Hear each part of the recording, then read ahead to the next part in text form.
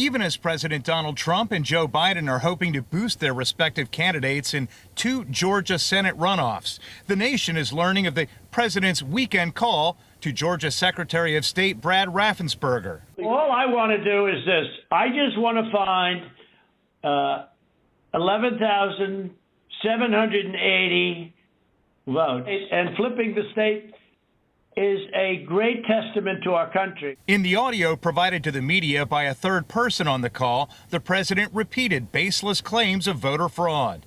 And the people of Georgia are angry. The people of the country are angry. And there's nothing wrong with saying that,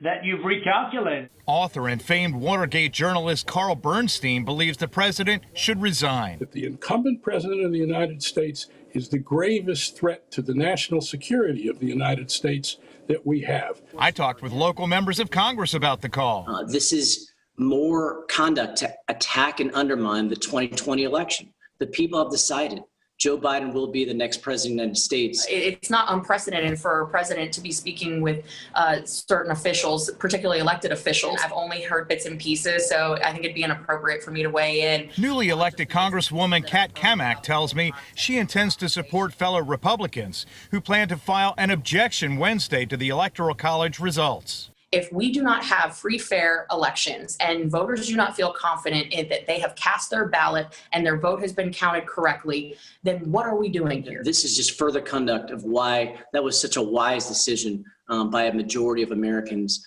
to send President Trump packing. So far, courts have supported election results that will have Joe Biden sworn in January 20th. Greg Fox, WESH 2 News.